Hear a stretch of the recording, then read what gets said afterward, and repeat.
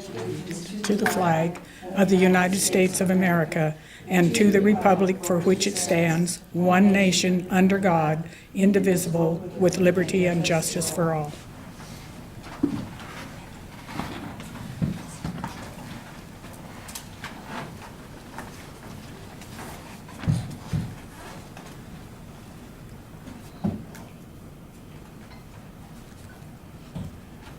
Morning, everyone. Start the meeting for February 23rd, 2015.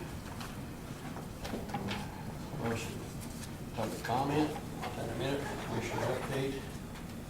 And we're going to try to hold all the public comments to 5 minutes if we can, and there'll be time for other items that come along for public comment on also. So at this time, it's now open for any public comment. Sharon Doig, Broadwater reporter. Chairman Slifka, I brought this up a couple of times and I've never really gotten a good answer or a satisfactory answer for it. Today we have 3 resolutions that there's a public hearing for. Originally, Monday, January 12th, there was supposed to be a public hearing which included 4, which was the Intercap Building Project 1% loan. And here it is, the end of February, and that has yet to be put back on the agenda. I was wondering when we can see that put back as a public hearing and get this issue resolved. Don't you feel that this is something that is important for the county? Yeah, I can tell you those resolutions. It got fouled up. They weren't here that one day. And so then I didn't get them back on in time. I took them for time to get on the agenda. She wasn't here that particular day. And I guess it was kind of follow up on my part. I talked with Debbie, because Debbie was going to kind of handle the agenda. And correct me if I'm wrong, Debbie. And you was going to check with Ann on the copy of resolutions, and then afterwards, then I got the email back that Ann didn't have the information, I guess, and so by then it was too late for that. But we got it in there now. Tammy and myself worked on it last week, and the public notice, and it had to be 2 notices too. At the time, we thought just the one. But that still doesn't answer the question about the 4th resolution on the Intercap building project. Being here at the commissioners' meetings, I find that this is something that's really important for the county and has been going on for, I think, close to 2 years. I haven't been here from the beginning. And see that it's something that is important to the county, to the employees, really even to the community, to get this building project done. And that's the only one that continues not to be addressed. And I'm wondering how soon we're going to address this. That one was crossed. I see that there's some information in here we'll be bringing up today on this. All right, thank you.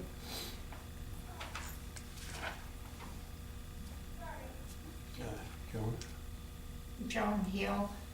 I read in the county paper that the PTL government funds that come in might be put down ways. You're talking about PILT? Yeah.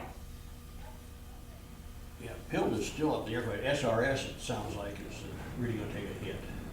I think they're still working on it, Yeah. on both of them. I saw that. I didn't get to read it all in the paper, but they only got a few days to.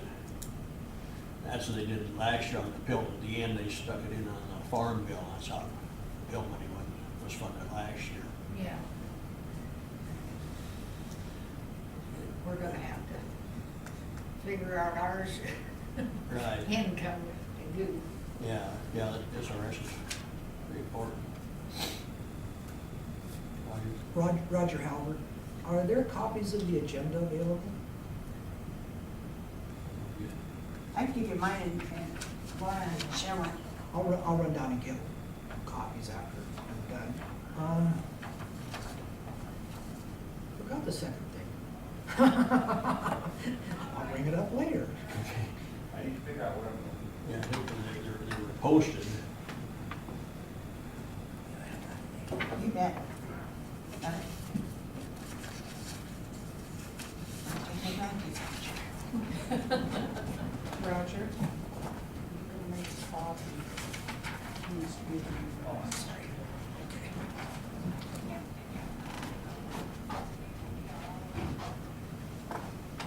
This is one back to me.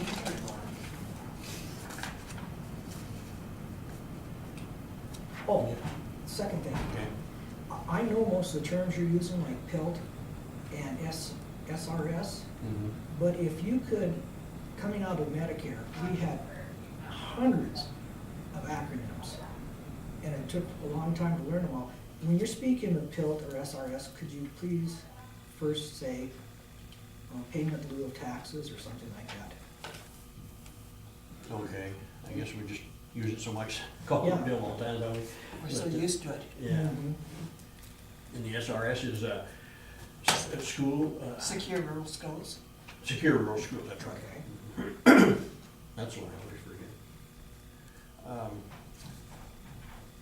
Other comment, anything else on Commissioners Committee update or? Oh, did you, oh, I thought you had your hand up. Nick, you're the one. I saw your hand Oh, up. sorry. Yeah. Okay. I didn't attend any commission things last week. I was sick in bed with the flu, so Ooh. I stayed away from everybody.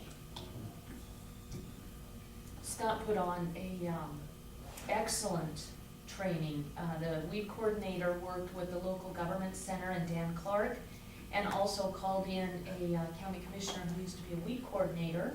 And he put on a board training for weed boards on how to communicate, how to conduct a meeting and how to communicate best with your commissioners. He invited, I think it was 5 counties to come to the training. It was down at Three Forks.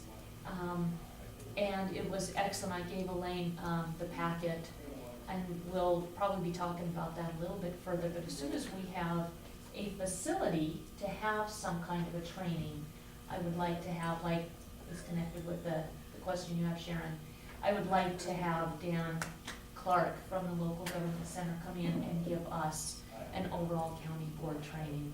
Some people know, a lot of people don't, and a lot of people don't know even what questions to ask, because it's not the way you conduct yourself in everyday life, but we still have requirements, and getting the handle of Robert's Rules of Order is important. So it was a very good training. Kudos to Scott. I attended that also, and because I've had some other training with Dan Clark, this one here, I think was one of the better ones, probably because there was less people, I guess, and he just did a good job on it. I mean, he was able to get things out there, and it was a real good training session. I do have a Montana minute. And as y'all know, I mean, I think the kids in this community are great. The girls' basketball team won first at district, and that team is mainly made up of freshman girls. Wow. So they're gonna be a force to be reckoned with for the next 4 years. And the boys did well. They played hard. Their last game, they ended up 4th. But the girls get to go on to Billings to divisionals, so good job, kids.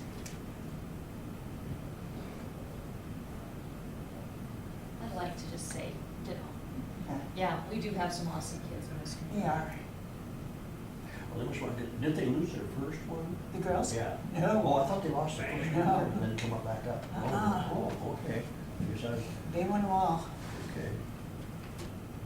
Okay, good enough. And some Maybe good it was games boys. because, I mean, Maybe it was the boys I was mixed up with. They lost their second one. They won the first one, I think, when they lost the second one. that's right. And then they played Saturday morning and won again, handily. You know, you read in the paper about some of these other towns and some of the things the kids do. We don't have that here. We have some great kids and some great parents.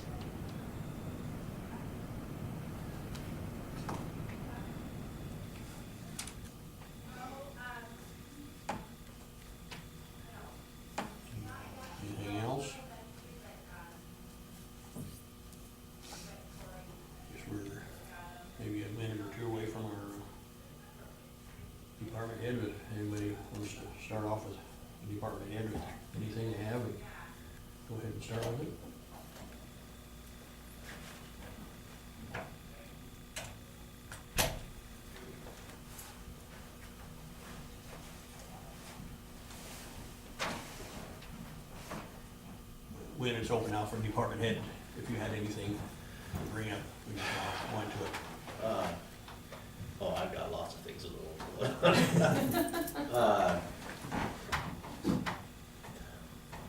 don't think so. I mean, I just got bombarded by one of the deputies, so I'm a little bit. Oh, while you're here real quick, I see those copies of that Forest Service agreement. Yeah. I'd signed some last week, but there must be some more to sign then. Well, I couldn't find them, and so I talked to Melody, and she's like, I sent these out in December, and I never got them back. I'm like, and I looked in the sheriff's file, and I didn't have a copy of a current contract, so I just told Melody, just send them, and we have them signed again and send them back. I don't know if they got lost in the mail, or what have you, so I don't know. But I know last week I signed them. That might be, and then they might have got sent. And those maybe got, Those okay. ones, yeah, I just got those new ones, So I'll just sign these two here again, Tuesday. so we already approved it and everything, so we'll just get those signed. yeah, so, I mean, if they didn't get them because they're lost in the mail or what have you, then we'll send them, if they're duplicate, no big deal, so. Okay. Go on through. The only thing I got, did the commission received their ACLU book? Yes, Okay, No, I did not. No, I don't think we got him last week in Yes. this, in this meeting. okay. Mike and I talked over the ones that we got docked on. One was the clean air. The inmates said we didn't have fresh air coming in. What was the other one? Mold, in the facility. Mike and I checked, we don't know where the mold, where they say the mold is, so, we looked into that stuff. Mike's changed a lot of the plumbing. There is constant fresh air coming in, and Mike has done that through the HVAC system. So, a lot of stuff that we got docked on isn't, because I checked with Mike as soon as I read through the document, and a lot of it is from just the inmates complaining about certain things. So we did add some different things from the inmates. Each inmate, each pod received a set of push-ups and ab rollers to exercise if they couldn't go to the rec. So it gives them the exercise to do in the day room. So that was one of the things that we did remedy. And we bought some new games, board game type stuff for the inmates to take part in while they're in the facility. So other than that, we really haven't changed much.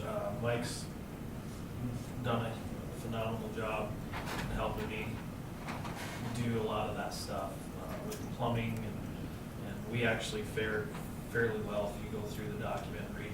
We rate right in the middle to the higher end of the graph, so that's a good deal. I spent this weekend, I had a meeting, MSBOA meeting in Ennis on Saturday, and this particular document was quite a lengthy topic. Flathead County, they had quite a bit of discussion in Flathead, and even, obviously Cascade County got beat up pretty good in theirs. The fact is that a lot of it, if you look at the number, that's the thing, is the number of inmates that actually returned that census. And so, like in Cascade County with a daily population of 400, they only talk to or receive these things from 19% of the population. So it's a very small group of people actually putting this information. Lewis and Clark County got hit on it pretty well as well. They do have some issues, and we all understand that. But I think when you look at it, see how many people actually return the survey to what our daily population is, somewhere in those 40s. When you think about it, if there's only 5 that are returned, it's really a very minute group. And I'm not going to say that everything in any detention facility is perfect, but we do, it is jail and people don't want to be there. So we're not going to meet everybody's needs. Sanders County did really well. They're the top of the list. They still, unfortunately, allow smoking in their facility. So, of course, the inmates are happy. And they still get their food from the local restaurant, and the inmates get to pick the meal off the menu. So, of course, they're happy and they're content with what they get. If they actually change the rules to conform with jail standards in Montana and the nation, they would probably not have the highest level that they do now. So, in a sense, it's somewhat of a biased report. It's not quite as thorough as one would hope it would be. And we understand where they're at, but still we have a job to do as well. So I just wanted to kind of add that in there. So. And I did talk with Dennis Nyland. He's now the head of mental,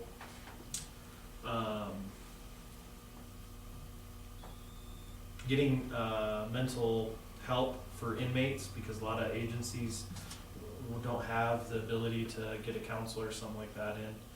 He's in the process right now. He's working for the governor to try to get some extra things in for people that have PTSD and things like that that are incarcerated. So I have been working with Dennis Nyland on that to help in our facility, because that's one of the things that the ACLU is going to start hitting on, is giving proper treatment to inmates. So I have been in contact with Dennis Nyland on that. That's all I have. Back in that fresh air should have helped with that ventilation system in the rec room. Yeah, that's a huge thing. The inmates love the windows open, even when it's 1 degree out. They still, it really does. We painted some stinky stuff here, non-skid paint last week, and it helped just suck that smell right out of there. So those windows are a huge asset. The EF fans were never working over there before, until about a year and a half ago. So they never even had any fresh air ever in there. The Wow. whole building. It used to stink. You used to go in there and you could barely even stand and walk through the doors. So I know that the system's working now because it doesn't stink in there. So, and Mike's gone through most of the pods and changed a lot of the plumbing. So we're fixing a lot of things that haven't been touched in years. So. There was a lengthy article in the Helmet paper this weekend about jail standards, and I didn't feel bad about how Broadwater County was doing. No, yeah, we're pretty, Mike keeps us in line with a lot of that plumbing and, stuff like that, and especially with the exhaust fans. And then, I work hard to try to get that other stuff in line with the care and things like that, so. I think you're gonna see some changes. I mean, of course, I'm a professional meeting attender, so it's all I do anymore. But there's a lot, legislation's really put a lot of focus on, the governor's put a lot of focus on community crisis, mental health issues, and things of that nature. I think he's having some struggles trying to get those full-time beds at Warm Springs, but they really put a lot of emphasis into community crisis centers and community crisis money for people with mental health issues. There's a lot of emphasis on mental health patients that are incarcerated and trying to get away from, because a person has a mental health issue, of putting them in incarcerated facilities. And so I think we've worked really hard at that. And I think that's something that we're going to have to continue to grow with. I don't think we're going to be able to fix it right away, and we're still going to find ourselves at times where there's somebody with a mental health disorder that we just can't get put somewhere, and they're going to end up in our facility. As much as we hate to do something like that, but we do have to put them somewhere for a period of time to protect themselves. And I think we kind of get beat up a little bit in regards to the ACLU in regards to that. The Department of Corrections has changed their philosophies as well, and in the midst of changing their philosophies right now, with trying to compensate with what's going on. We have a huge violent crime increase across the state of Montana, and so the state prison is getting very full, and it's getting very full of people who need to be there for a very lengthy time. But then on the same note, they're also trying to reduce the burden put upon local detention centers and regional facilities by having these people in here all the time as well. So it's going to be kind of a roller coaster ride for Cap Corthals here in the next year and a half. I really see of them trying to determine how they're going to work there, because the Department of Corrections is over budgeted, has gone over their budget by quite a bit. And so I think you're going to see some inclines and increases, and it's going to be very, very roller coastery just to kind of get things worked out. Try to get some funds, I think, from the state appropriations level to get some other facilities, community correction facilities for folks, instead of locking up in the county detention center. So we're probably going to have a few heartaches and headaches before we ever get to a happy medium across the board. But Director Batista is working very hard at that, and so is the warden Kirkgard from the prison. They're trying to find a happy medium, but obviously you can tell, every time you read the paper, there's a homicide or a rape or a robbery or a stabbing or a shooting or something of that nature. Male and female offenders are through the roof. So it's a changing time in the state of Montana, and so we're gonna see it on the local level here as well. So just want to throw that out. Do you see the crime rate going up Oh, yes. Yes. You very know, much? It's, this has been, and I think you have to look at the national, what's going on national. And as much as I hate to say that our national burdens in life are affecting us at such a local level, but with a lot of folks getting laid off from the Bakken, that whole thing kind of slowing down in a sense, it does bring an undue pressure to our local citizens who do work in that field. Our domestics, we've had numerous, I mean, we've probably had 20 domestics this year alone. That's more than we probably had last year altogether. And so, you're seeing that, we're starting to see a lot more illegal narcotics. And we just took 83 grams of meth off a guy last week, I think it was. And so you're starting to see that, and you're starting to just really see the thefts, the assaults, the use of weapon. And there's a lot of mixed emotions around the Karma shooting over in Missouri County when it comes to the Castle Doctrine, but there's a lot of people that have some misconceived notions about what that is. And there's some very big advocates for it, and then there's some that are very against it. And I think that people here, we've had a few incidents where people are saying Castle Doctrine, I have a right to protect, and a person's standing there and they want to pull a gun. And it's a very violent situation for everybody involved, and how that's going to work its way out. There's lots of bills and legislation right now about carrying concealed weapons in bars and carrying concealed weapons in banks and things of that nature. And some of them have some forward motion. It's hard to say where these things are going to go. From a public safety aspect, I don't see a concealed gun, on somebody in a bar where you start mixing whiskey and everything else, and then tempers get out of hand and someone pulls a gun. Not against self-protection, but I also don't want to go overboard either. So it's just the Montana's really changed in how it's working and what's going on out there. And some of the things that we're battling over, like yoga pants, seem to be kind of a waste of tax dollars in a sense. But if that's what we're after, I mean, I'm a public safety kind of guy. I want our citizens to be safe and feel safe. And I think so, but I just don't know where it's all gonna go. But it's definitely gonna be very turmoil for the next period of time, so. Can I ask another question? Go ahead. Being you brought up about protecting our property, what is the real thing? We always were told, if you shoot them, drag them in. It is a fine line. I think it's very situational based. And I'll use the Karma case.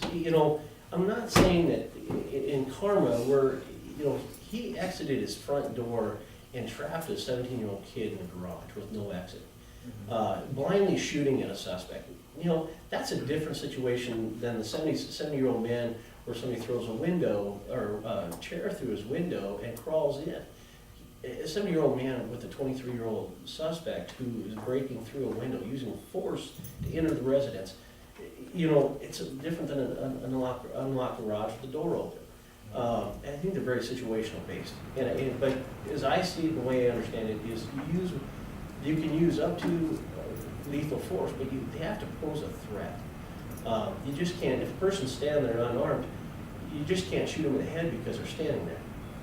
And that's where we're starting to see some of these things. But if they have a knife, the guy in Helena on Canyon Ferry Road, the individual had a weapon, he had a weapon, and the bad guy lost.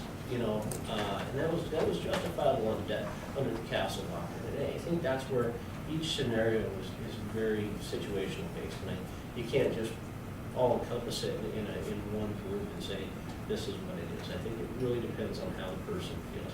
If they're definitely inside your house and you're in fear, I think that's where it's our duty as law enforcement to determine whether or not you are in self-defense or not. If they're standing in your front yard screaming at you and you're inside, you have every ability to close the door. You know, so I don't think shooting from that aspect. You know, the guy in Augusta shot his neighbor in the back. You don't really pose a lot of threat when you get shot in the back. And so I think that's where everybody's trying to utilize it, but I think there's some circumstances around it as well, so. Just purchase a lot of drop guns, you'll be all right. Thanks, guys. Thanks, Nick. I'll just say, they told me to do that. That's right.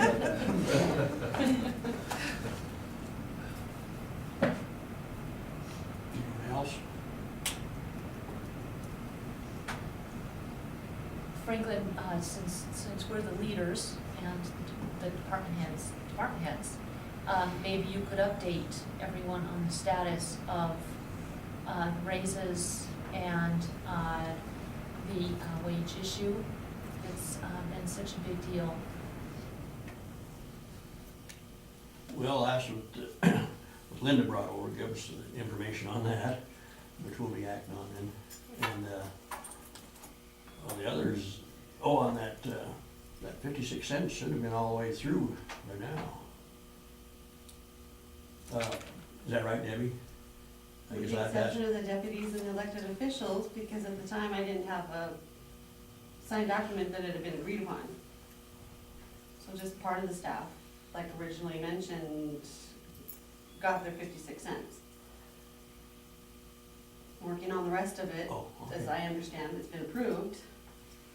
So the rest of them will get it this pay period, but there's still question of some of the money, where's it coming from? And that's something you guys are gonna, I don't know, that's your guys' job. But did everybody see their 56 cents? And did your staff? My staff did. I stopped. Yeah.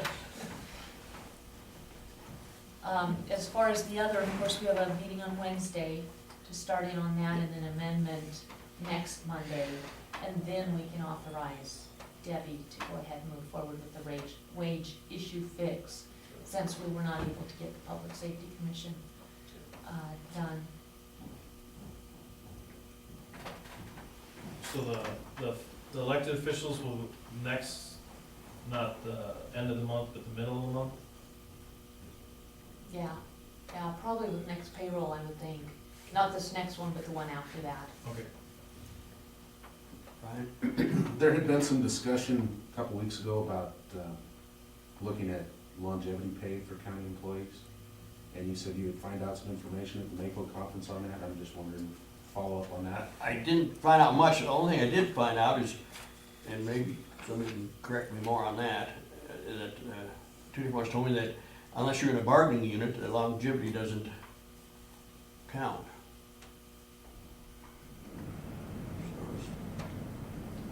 But I haven't got to where I can get a final decision on that. That's the only thing I found so far.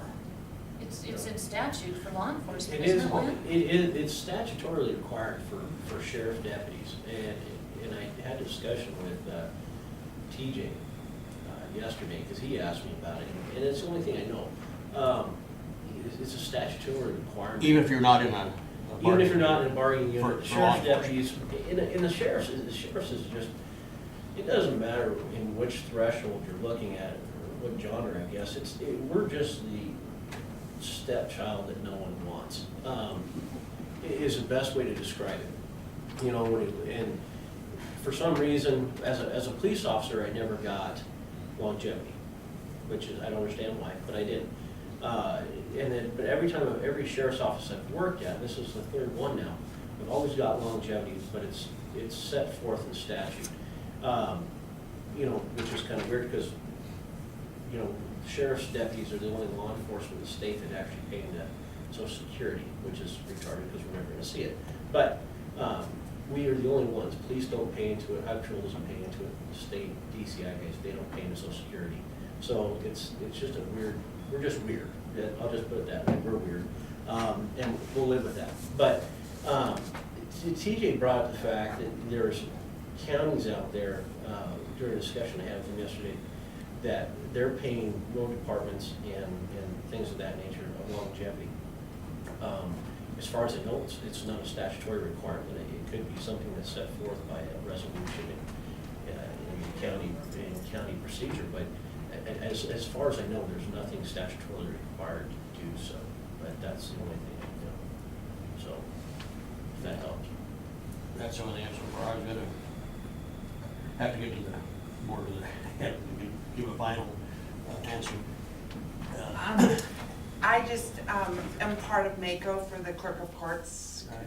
And this is a big discussion through a lot of our meetings, is because some counties pay longevity, some counties don't pay longevity. It is in statute for the law enforcement to get it, but it isn't for other elected officials or other people of the county. A lot of since it's not in statute, a lot of the county attorneys kind of get a little, squirmish because it isn't in statute, but there are a lot of elected officials and other county employees that do get it in other counties, but that's up to the county commissioners. I know that MACO was trying to push to see if they could take it into legislature this year. I don't know if it went in or not, to see if they could get a more clarification of that statute. So it is actually kind of up to the county commissioners, but it isn't in statute.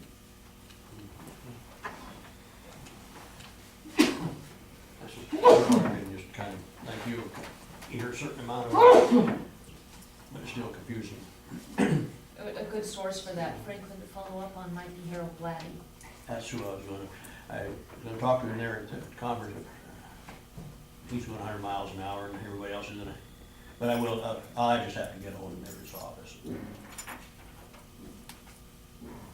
I thought I'd catch it there that week, but Roger Palmer, public comment. It's really quite easy to track legislation in this day and age on a state computer system. Is anybody in this room looking over the legislation? Okay, good. Yeah, Couple times. okay. One of the things that I wanted to bring up with you guys is just to follow up on the last training we had with Michelle. We've asked her to come back, and she was actually pinch hitting at MACO when Mike Safe's dad was gone. He'll be retiring. They have a replacement for Mike in training right now. So she is looking at dates to come back in the next couple of weeks to do another training. Any objections to hiring practices as the training subject? All right, I'm gonna take that as a yes, because I didn't hear a no. So I'll let you guys know what those dates are from Michelle as soon as we have them. Friday and Tuesday as the 2 days, does that still work for you guys, same as last time? Yeah. Okay, then just a couple of quick updates. At conference, we spent quite a bit of time on 10 ways to ensure that your county will get sued over personnel issues, and of course we did the top 10 countdown. Number 3 is treating your staff without respect, creating a hostile work environment. That one we spent a lot of time on. You guys are employees, yes, but you're also supervisors. So, just the word for the day on that was just treat your staff with respect. I was going to bring copies and I forgot this morning. So I have those downstairs. I'm gonna put them in each of your mailboxes of the top 10. You can read them if you have questions. We do have PowerPoints for each of the different subjects, and those you can have. They're just in the commissioner's office, and you guys can have copies at any time. There's quite a bit, so I'm not going to make copies for everybody until you guys ask for them. And then the personnel policy handbook was 2010. Last time it was updated. We have actually been working to update that, and I just talked to Michelle. The new replacement for Mike Saystad at MACO, that is his #1 goal. He's expecting to have whole new personnel policies for all the counties to just download, adopt for the specifics of their county at the latest in May. So I apologize for the delay on that, but we will have those in May.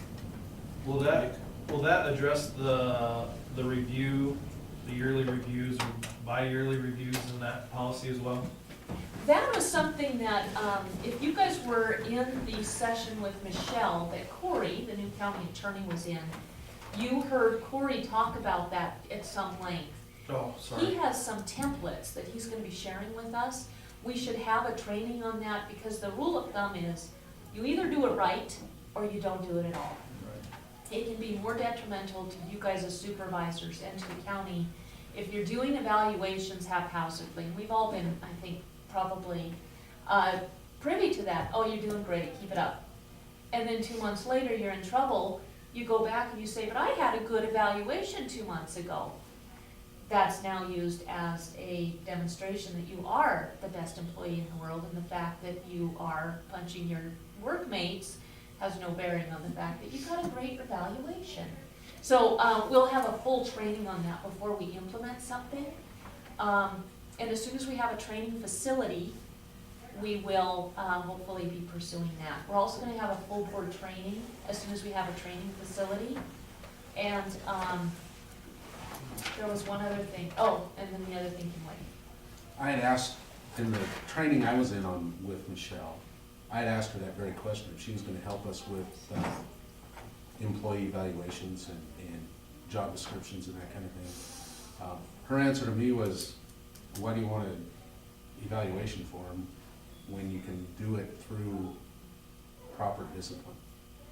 And she said, if you have a file full of disciplinary acts against an employee, then you find a evaluation in there that says they're a good employee, it just kind of negated all your discipline. So she said, I don't like them, I would rather do it through disciplinary action. So, you know, if you got a file that has no disciplinary actions in it, that's probably a pretty good employee. Okay with that? That's kind of what we heard at that conference Friday.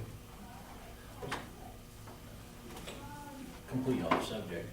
I spent some time testifying on Senate Bill 115, Cost Animal Care Act. Yes. I was all excited. It actually got moved out of the committee and got put out on the Senate floor. Unfortunately, I think it has now died there.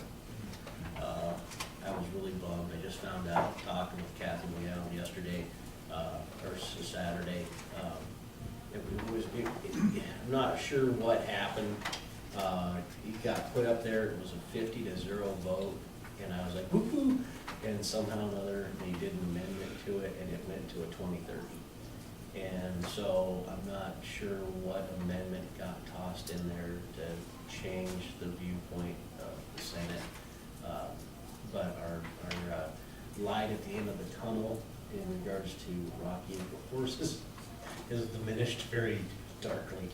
So I just wanted to say that it wasn't from a lack of trying. It's I don't know what the deal was. I'm not sure what happened, but that's where Thanks it's for at. that. Yeah. Thanks for your work on it. Tried, you know, Yeah. all you can do. One other thing, just following up on the last training with Michelle, in your personnel policy handbooks, some of you have followed up with Michelle. If you have any disciplinary issues, FMLA, anything like that, call Michelle. Call Michelle at any time. In your personnel policy handbook, even though it's outdated, when she gave the training on disciplinary actions, just follow the handbook as well, and of course she'll guide you through that. She has a copy. The grievance procedures on page 61, the disciplinary procedures are on 63 and 64, and the fact that every single employee, whether they resign, retire, get the same packet of information as a terminated employee per law. And Michelle can walk you through that as well, and that's on page 65 through 67. So just follow your personnel policies, and Michelle, and you'll be good to go. So that's all I wanted to update you on. This matters more to some than to others.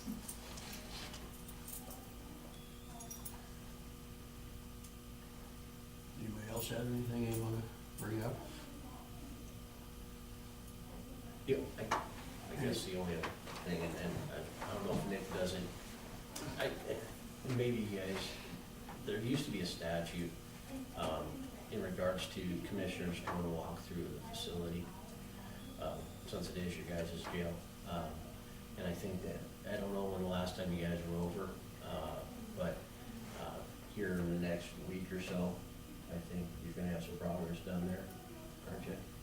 I think it'd be a pretty good time for one or all of you to come over and walk through the building. There has been significant changes, trying to deal with every little issue that's come arised.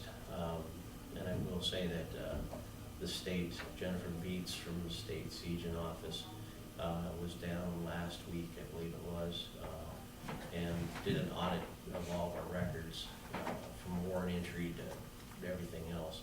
And our folks over at the office did a phenomenal job. And I think there was only, I think they got one little ding out of the whole process, and that was it. It was nothing significant. It was pretty minor. But it wasn't even from really our side of the house. It was just some communication gaps between the courts and the dispatch records office. So, you know, if you see Janet Blazevich or Marilyn Hedberg or Tammy Allen, they did a great job and did really well. So I guess I'd throw that out there. Franklin, we kind of postponed that with some of the construction that maybe Mike had been doing. Would next week be too soon, or should we wait a little bit? Yeah, we should wait a little bit. Okay, let us know, because I think Wynn is right. We should go through and see not only what you've done, but also resume. You get back with us about the time. I will, yeah. Yeah, yeah, no, I will definitely get back with you. Is the control room all done now then? No, Oh, that's what we've been working on. all right. The floor's almost done. Well, it's almost done. So, the rest of it is still in process. It's hard, I keep getting pulled away all over the place. And I'm only as smart as he tells me what to do, so. There's a lot of truth to that. Well, when we have a lab, maybe one of the things we could work on is some cloning. That works. All right.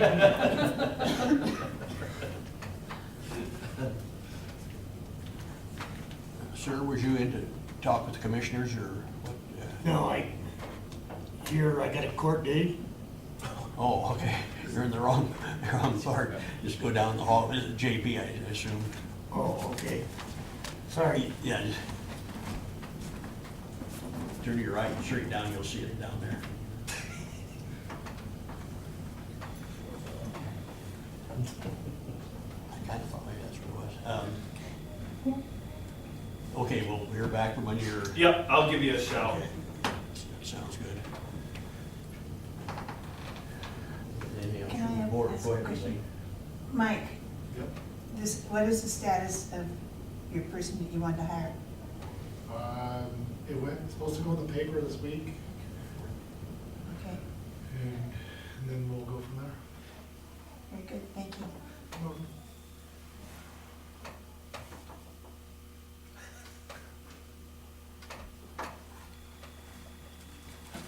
Anything else? Nothing else from the board? I guess, thank you for showing up and let you get back to your, Listen, go ahead. I will tell you, I want to update you guys on the search and rescue command trailer. They got the radio installed last week, and the monitor, and we're in the process of trying to find a computer, and still waiting on Auto Trim to make enough room in the parking lot to get it up there, but it's sort of functional at this time, so, it's there, and hopefully you know, we did get an ice rescue response trailer donated to us. I think you guys saw a claim on that for some decaling. Nick Elliott from his father, Greg Elliott, drowned out there, fell through the ice. He donated an enclosed trailer to us, specifically for an ice rescue response trailer. So now if you see that, going down the road, it does say Broward County Search and Rescue ice rescue response on it. So we have that as well. And working with Brian Rooney to get the leased four-wheeler that we got last time purchased, and so it'll be ours. His intentions are is to do the lease program with a 6x6 or a 6-seater, whatever they call those things, like a Rhino, I guess. But it has 6 seats, so that's what he's gonna work on trying to lease to us the next time. We are at 26 members right now. Our board didn't change.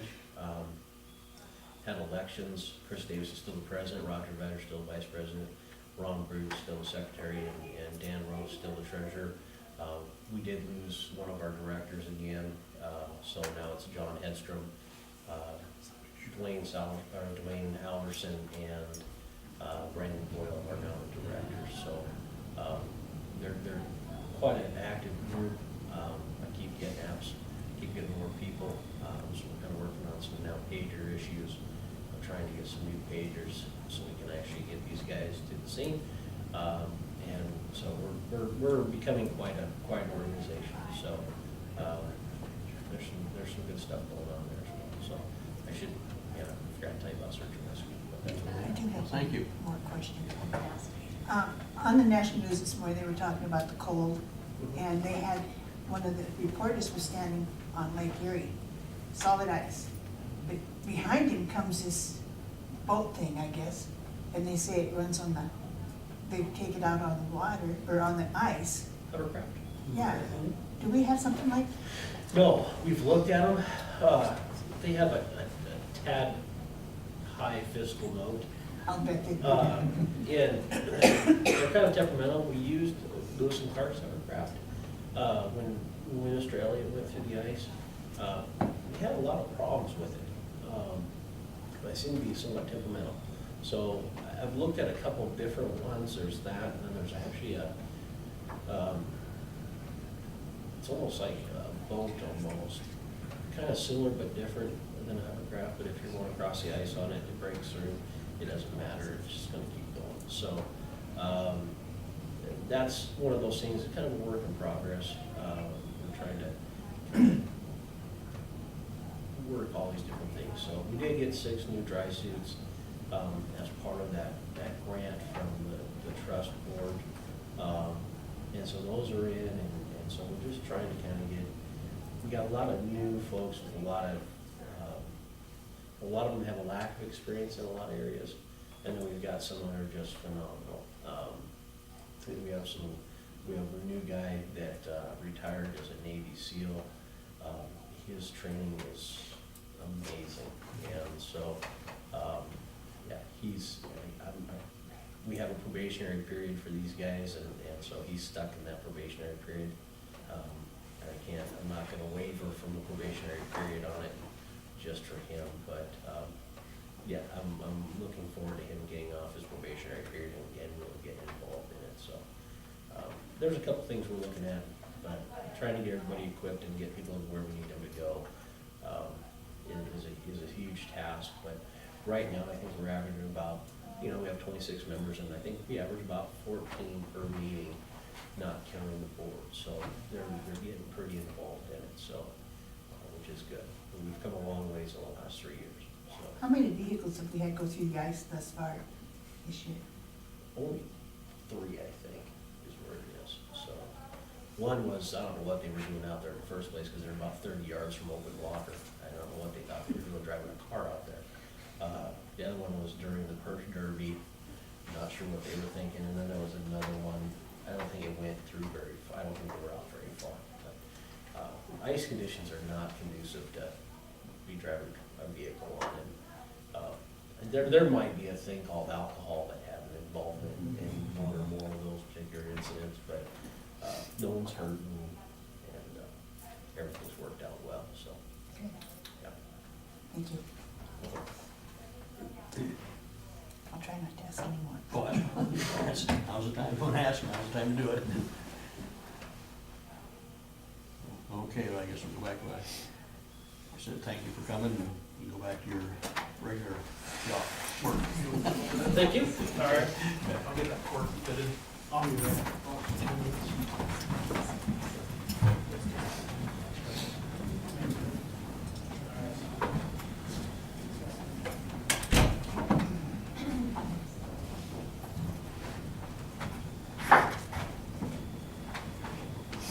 Stay warm, Brian. I'll try. Next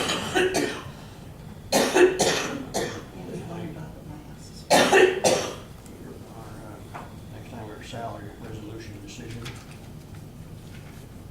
Anything we want to report on that?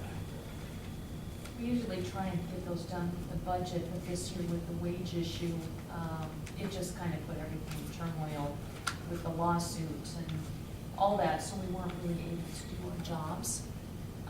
But based on the fact that we are now able to do that, with that being settled, I will move that we adopt the salary resolution. I'll second that motion. Okay, moved and seconded to adopt the salary resolution. Any discussion, any more discussion? Okay, we'll go for a vote, all in favor? Aye. Aye. Motion passed. And do you have one, Franklin, or do you want to use this one that Debbie brought? Yeah, let's use that one that Debbie brought.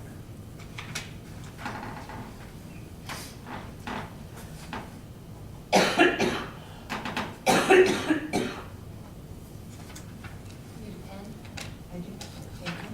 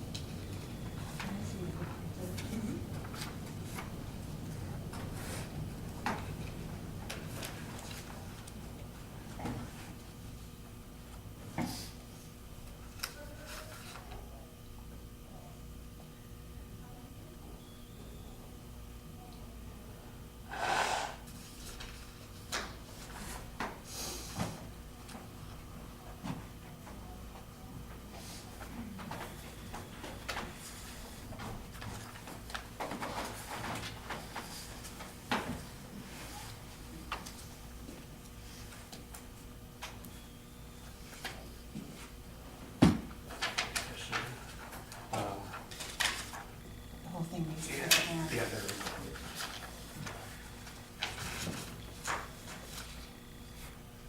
Thanks, Ann. So with the budget stuff, working meeting on Wednesday, what is the plan? What we need to do is, the 56 cents was put into all the budgets at the beginning of the year. That's already done.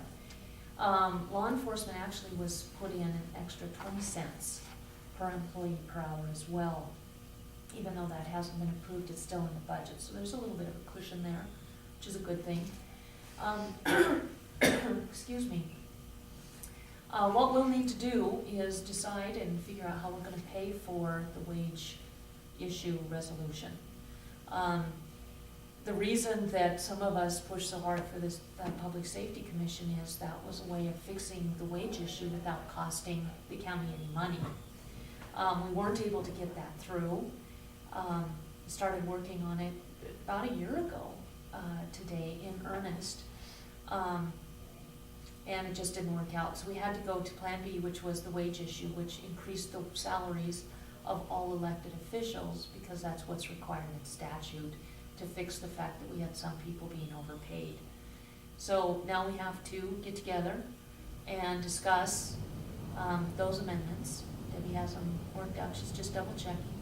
And how are we gonna pay for them? What's our funding source? No cookie salesman. You guys can.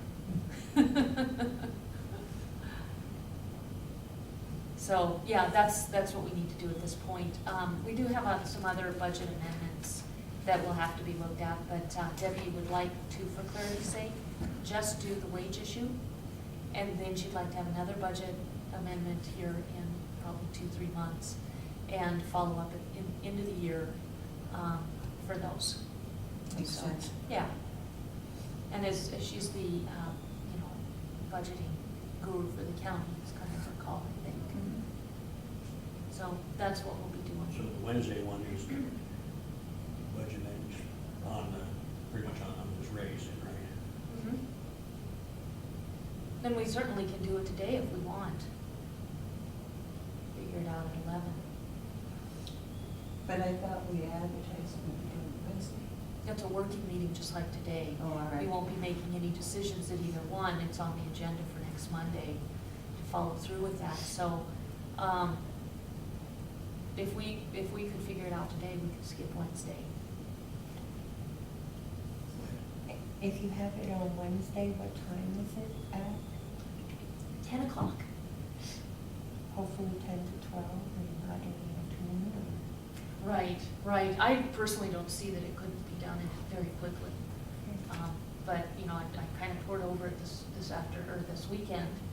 And, you know, you kind of do the homework at home, figuring out where we're at, looking at different options, and then come to the meeting and debate what you already came up with the others who came up with their plan. And depending on how close or far apart we are, determines how long it takes to actually have a decision made. I haven't seen an agenda for Wednesday. Is there anything else in the afternoon? No, that's it, just the working meeting on determining the funding for the wage issue.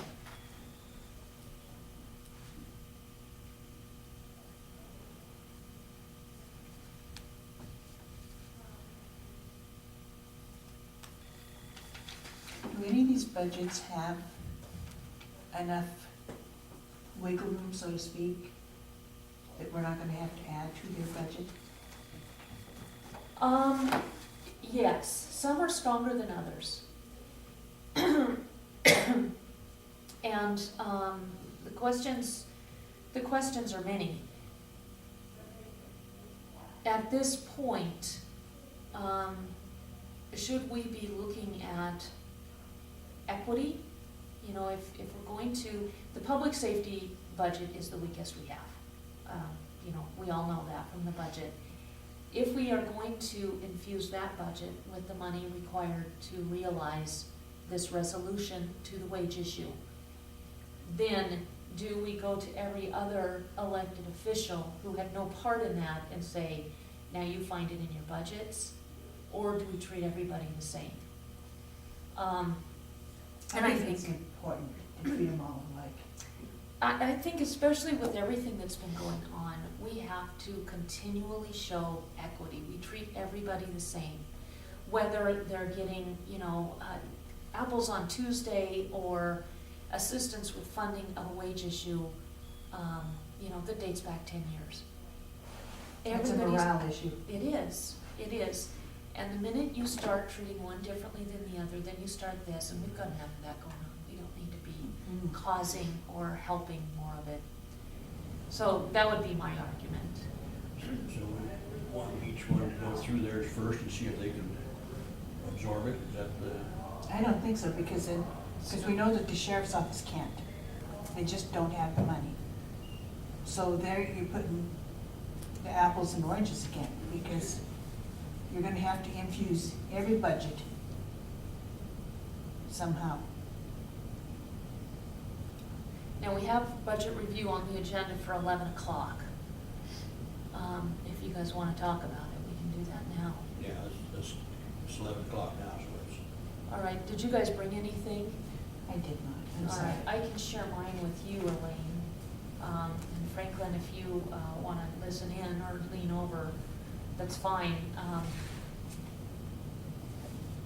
I don't know where to start.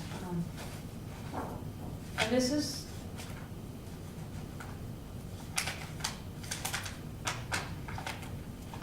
you know, I guess I am going to start with the amendment. And, you know, whatever you guys have done as far as any opinions on this, this will be a commission decision, so it'll be a. What is the bottom line with the sheriff's office, Sandy? The sheriff's office will need $24,420. Now, with that, one of the things that we need to realize in that number is that her staff was already overpaid. So we're not actually increasing to put this in MCA compliance for everybody. We're raising just a few at the top to match that. Some of the deputies ended up making more than the 90% or 85%, whatever their category stated they would be be making of the sheriff's budget, of the sheriff's salary, they were already at 94, 95. So we had to raise the sheriff in order to bring that into compliance. So with that, it's actually a lot less than I think we would all have realized or have thought. This is retro to July 1 as part of the settlement, and it's $24,422 for the sheriff's department. And that's just public safety, keeping in mind the detention center is separate of the sheriff's department. We did that a couple of years ago.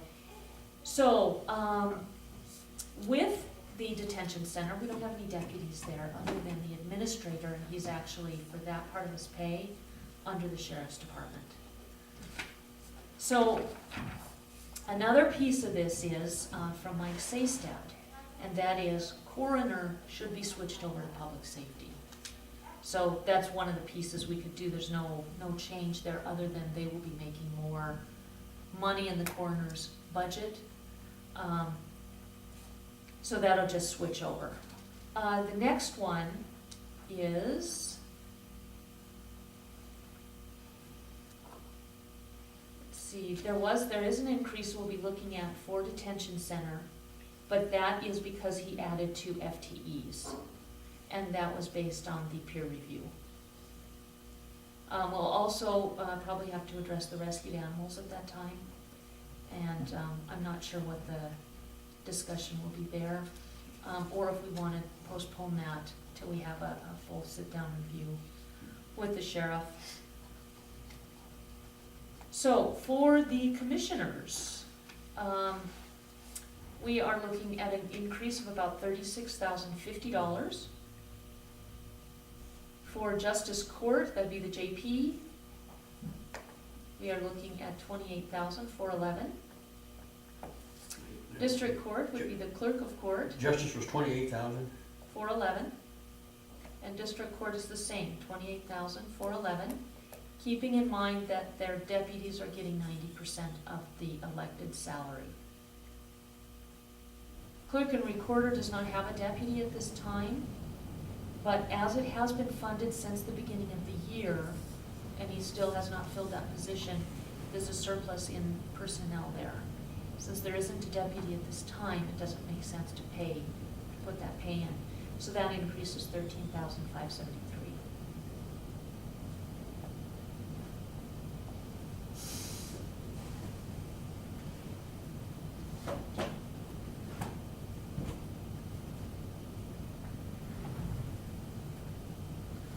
Laura, did I hear you say that this is all part of a settlement? Yeah, So it's really that you don't have much leverage in this, do you, since it's part of a settlement? no, we don't have any choice in implementation. The only choice we have is how to fund it. Yeah. Yeah. Or do we take from Peter to pay Paul? Well, I don't think we do any Peter to pay Paul type of things. I don't think it's required. When you kind of go at it from that perspective, what you're looking at is what do we take away from? Well, we do enough pre-planning with the budgets that we have a fund set up to pay for unforeseen expenses. That's true. So we don't have to take from the museum, for example, or the library, or, clerk of the recorder's office to pay for another. We already have that set up. Are you thinking Bill? It's the only fund we have for unforeseen expenses, and that's what this is.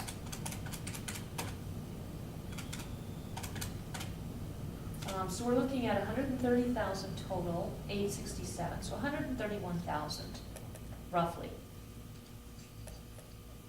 And what we have in PILT, just from our budget review, can cover that easily.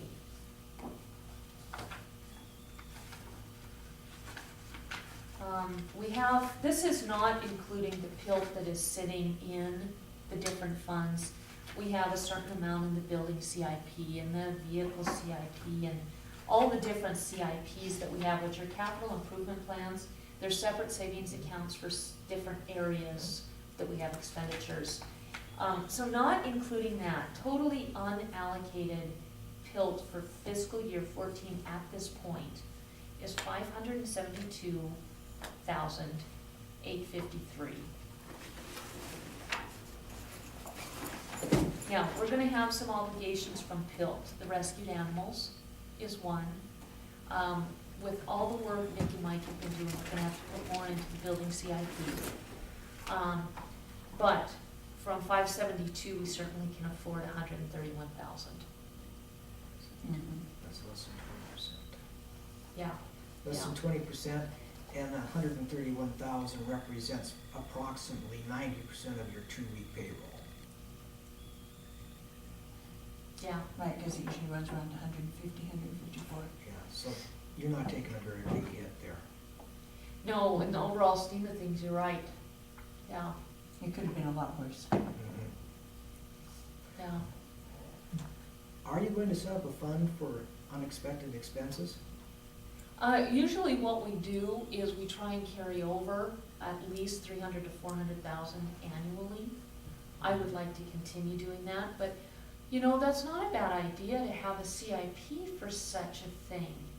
CIPs are capital, so it would have to be capital unforeseen. It wouldn't fit something like this, but that's most of what we run into. Well, you can design a cost center and put it into a cost center, a separate cost center. Personally, each one of us in our homes should be putting 10% of our mortgage payment away for water heaters and things like that.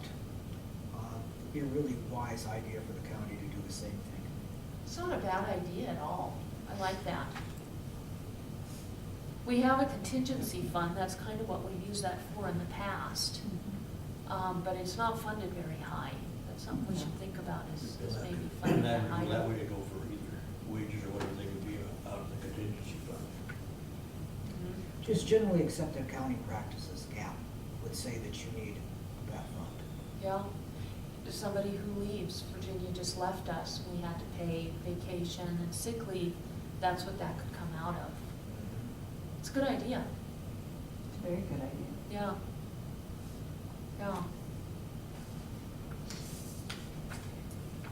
One of the other worries that I had is again, the sheriff's budget. When we met with her last October-ish, her budget, now, there was some funny changing of money. She way under budgeted her revenue from last year's actuals. She was telling us she was gonna make substantially less in revenue. And then her expenses from last year's actuals were way high. So I asked Debbie, I said, with your evaluation of public safety, can she make it through November? Because at that point, there was $14,000 to pay all personnel from July 1st till taxes come in November. Yeah, you can see where the math is not going to compute. No. Then, of course, there was the lawsuit, we couldn't work together. So it's been a worry of mine. With the revenue that's come in closer to last year, with keeping expenses down and perhaps even removing some of the ability for expenses and office supplies, we should be able to actually meet her budget through November, as long as she doesn't have to come up with stuff like this, or the rescued animals. As long as we pay for that, then she should be able to make it to November on her budget as is. I don't think we had any choice but to be the ones to pay for the rescued animals. I agree. Yeah. I there's not agree. that come out of it. Yeah. She didn't have it. And I don't think that that's a good practice. I think that's one of those practices that's an unforeseen expense. It should be borne by that kind of an account. It shouldn't be borne by that department, because that's just not something you can can't plan plan. for. No. So that to me is a pretty simple one. But the take home is Brenda's budget, if she stays on track and doesn't get crazy in spending, she can make it through November, as long as we help her out with this. And I think we should. I do too. I do too. And, you know, I think it's important to do budget reviews, so I'm just gonna bring this up so that we cover this, because I think it's negligent of us not to do things like the budget review. But if you look at the general fund, this is the percentage left to spend, or no, that has been spent. We are 42% of the year right now. So, as long Left? as, yes, we have 42% of the year left. So, 56% for general is pretty good. This is just the commissioners. And then this one is all the funds that I was most concerned about.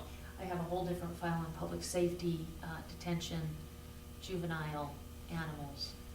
This one is general, fair, and planning. There's just not a lot of subdivisions going on, and planning is essentially a enterprise fund. So, you know, that's kind of difficult. But overall, we look pretty good in the general fund. This one is high, but it's a small fund. It's $760, so that one doesn't bother me.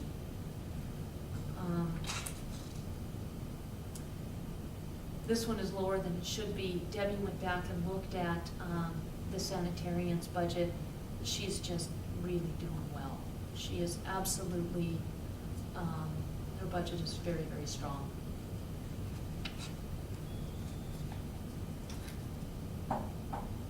State entitlement share hasn't come in full yet. It comes in quarterly, and it's just in the process. So we know this is coming in, it's just not here yet, in full. And really,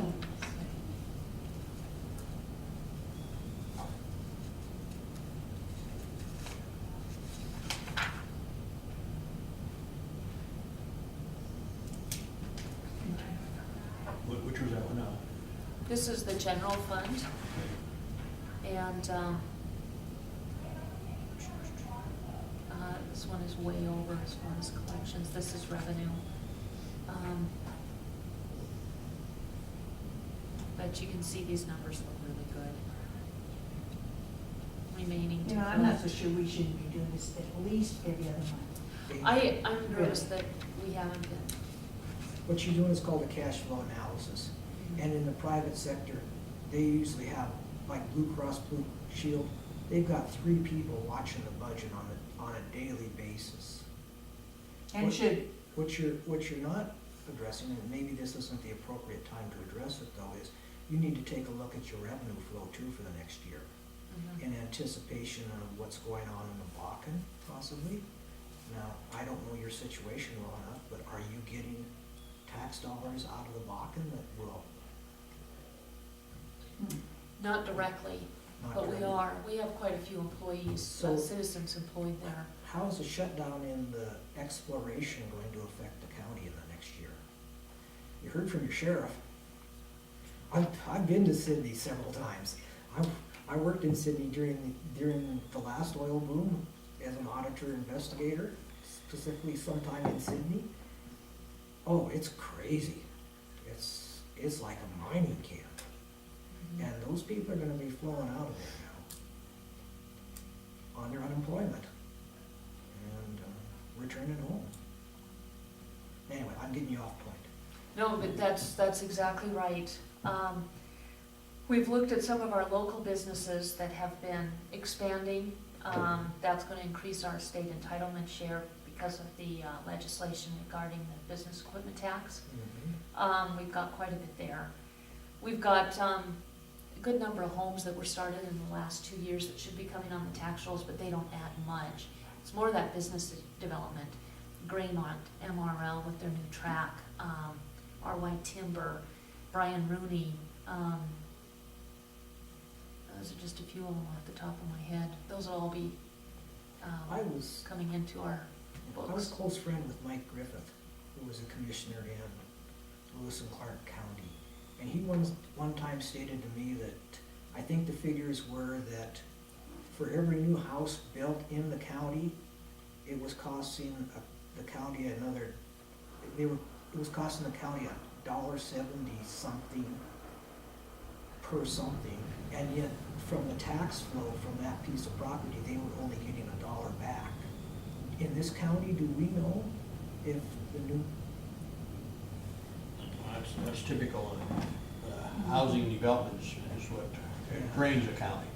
It's the ranching and the industry that okay. carries it. So as far as So in your housing cash, development is bad That's, because of the amount of services they require. and you have to look at details with that. Mhm. A home that is 10 miles on a county road that didn't used to get used, yeah, that's gonna cost the county a lot more money than a home that's on a development right off a state highway. Yeah. Those homes bring in cash to the county to help with the guy that's 10 miles up a county road. Some of your homes in different areas with regard to law enforcement, fire, will cost a whole lot different than your homes that are farther away. For example, a subdivision right out of town here. my house, your house. Yeah, absolutely. Perfect example. That's gonna cost us a whole lot less than one at the southern end of the county, or right at that mile marker 101 where the line is, because of the distance and travel, and you're talking gas, wear and tear time, that kind of thing. So it's not really as cut and dry and as neat and tidy as you have to look at where the houses are located, what's around them. There's a lot of little pieces that go with that. Okay. Yeah. But on an average, it does cost the county more for the residents than whatever it gets back. Correct. And then the other piece of that is, but how many kids now are in the school, bringing in that revenue? Where do the people work? They're bringing in revenue from that. How big is the house? How little is the house? Those are other things that come into play with that as well. So you can't just say that it's bad, you can't say it's totally good. It's a combination of all of the above. It is what it is. It is what it is, yeah. There's so much more amount of services required on that type of stuff. You know, I don't know if this is a motion or what. I would like to see us take 1 week every month, maybe be a Wednesday, but that we go through the budget and see where we're at, just so that we're staying right on top of it all. And I agree, with Black Mountain, we can track it on a daily basis online. That's what I've been doing. I just printed these, to come up and have something to discuss. But yeah, we need to resume this.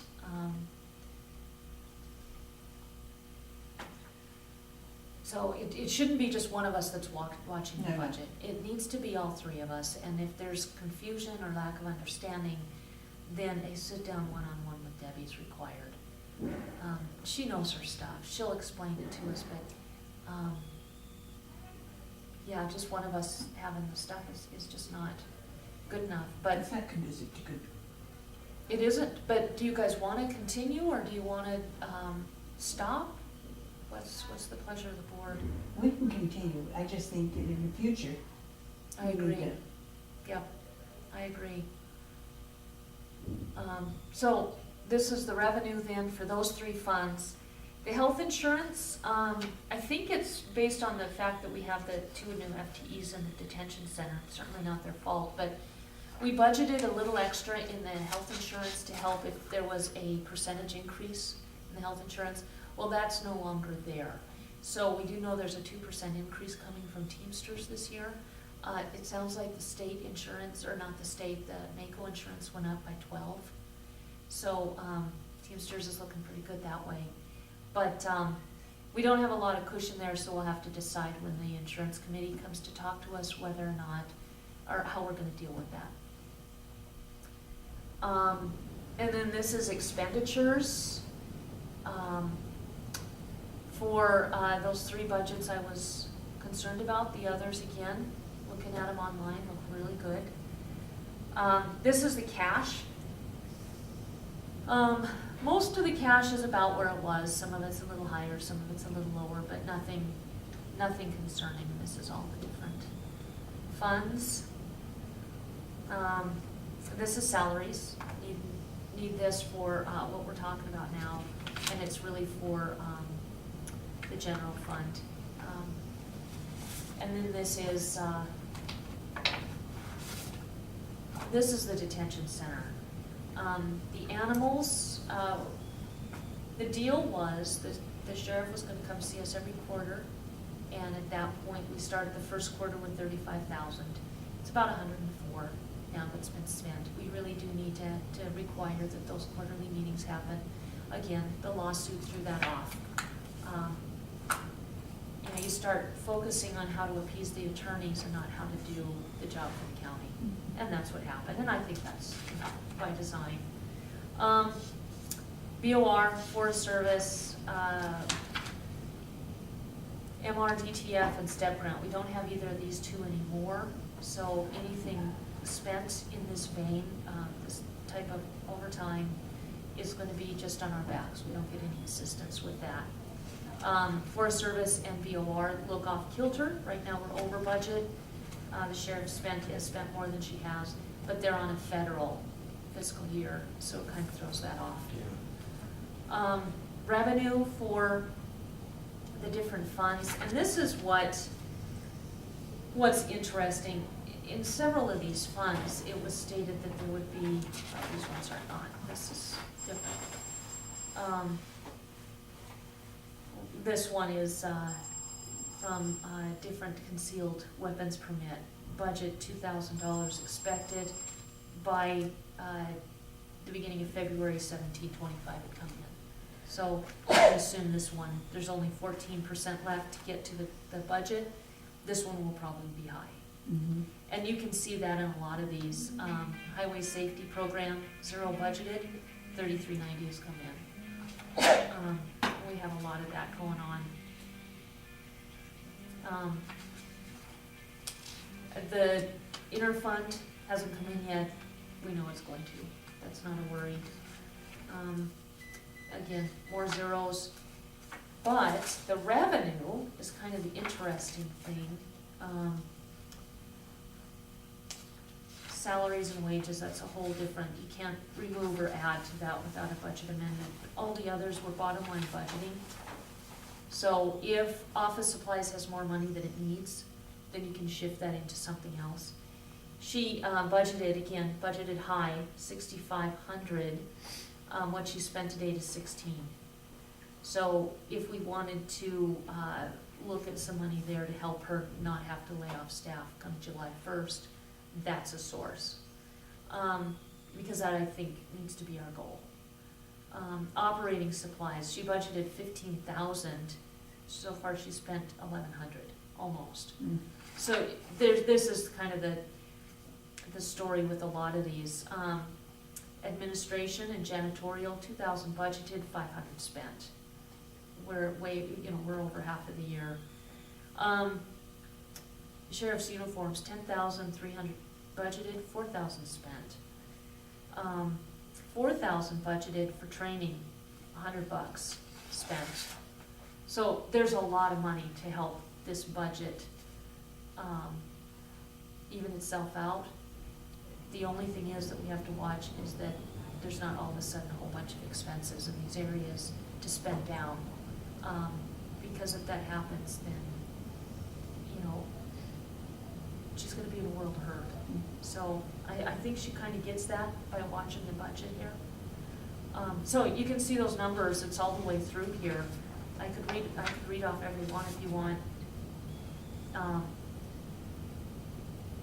So if we took half of what was budgeted for, minus what's been spent at this point, we can come up with over $33,000 just in over budgeting.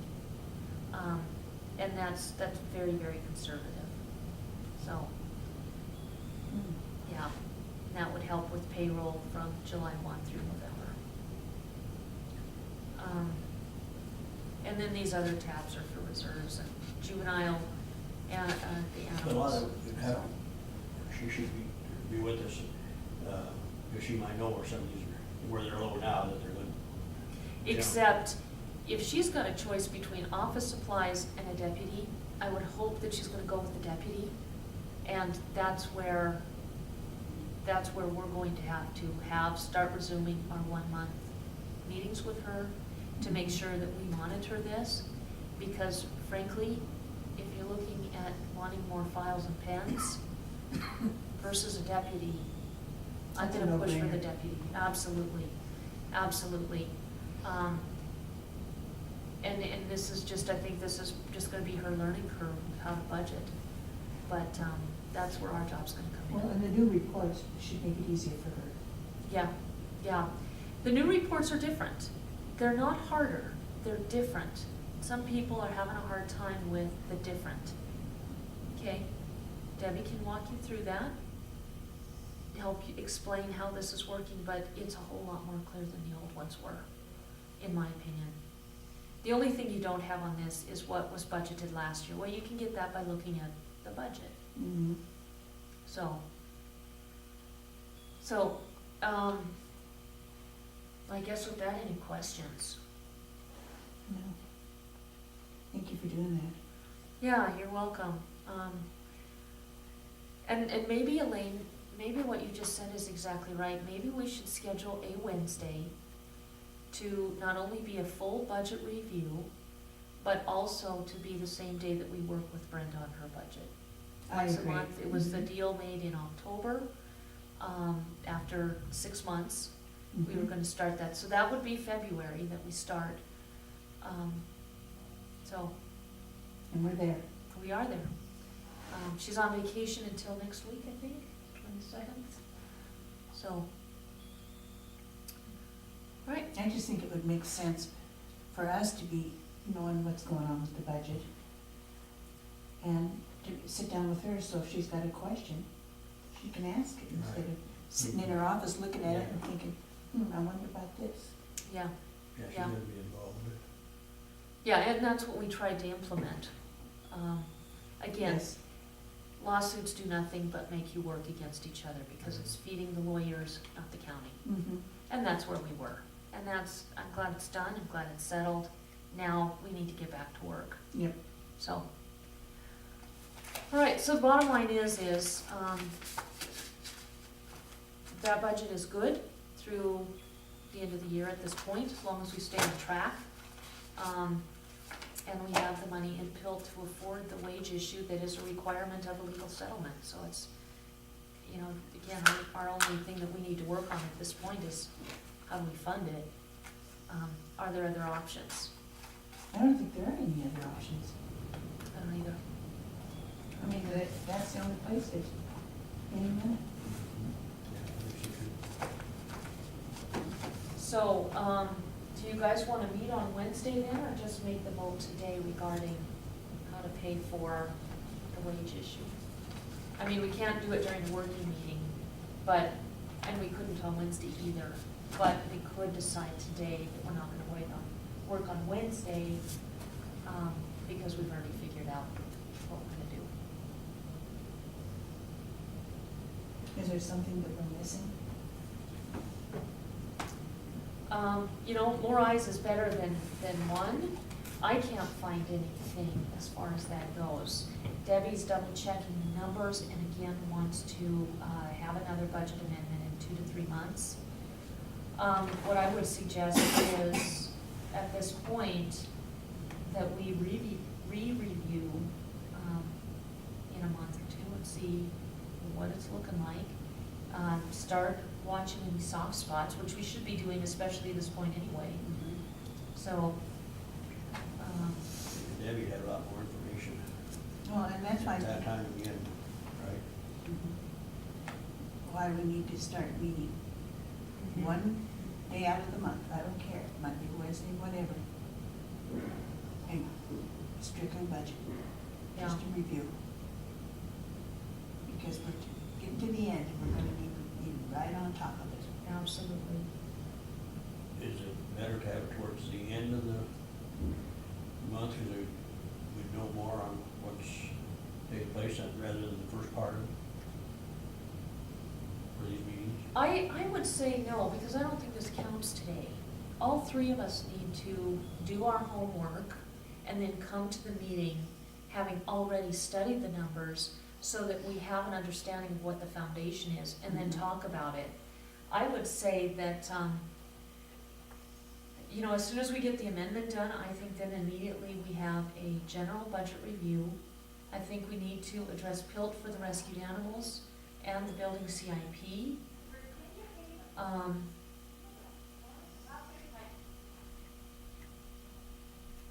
Oh, and we'll also have to work on the loan information for the building project. So I would suggest maybe, coming up, like, you know, whatever you guys think, but I don't see any reason why we wanna wait, because I think it'd be a waste. No, I think we need to stay on top of it. Yeah. I think that's very, very, very important. So how about a week from Wednesday, we get together, we could have just, again, a working meeting. And for something like that, I mean, anybody's On Wednesday. welcome.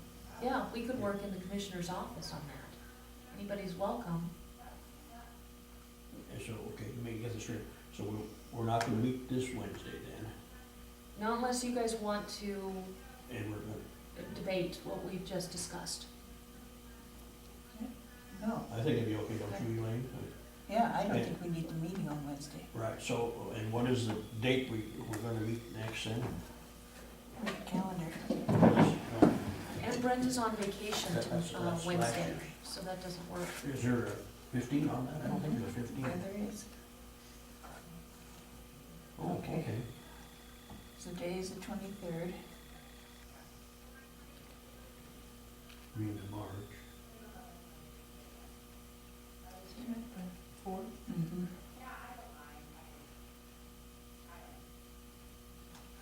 I think so, March 4th.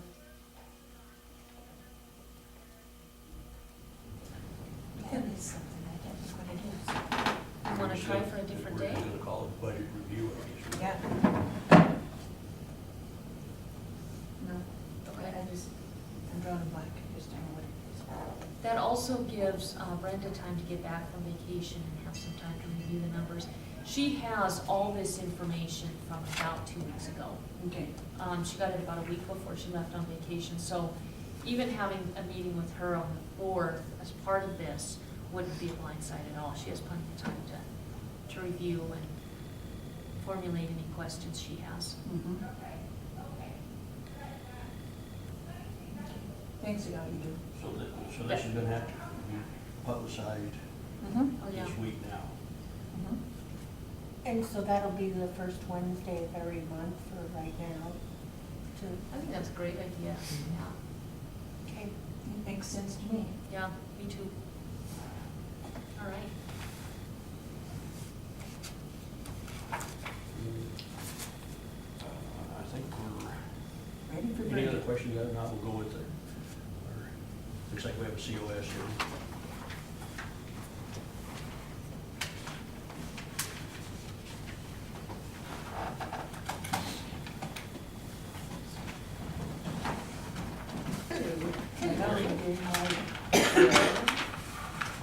This is a boundary relocation for, towards Toston, Skinner's, and the Potato Barns, and Hearns right here. And what they're doing is the old boundary was a diagonal line, and they just shifted the line to parallel the Potato Barns. I believe they're gonna be putting more in, and they didn't want property lines going through the buildings, Smart. so. Makes sense. I move that we support the boundary relocation for Skinner's tract H1. I'll second the motion. Move to second. Accept the motion. Skinner, is there another name on it? Skinner? The Skinner boundary relocation, Skinner, okay, amended tract H1. okay. I guess we got all that. Any other discussion on it? Okay, the motion is moved to second. All in favor? Aye. Aye. Motion passed.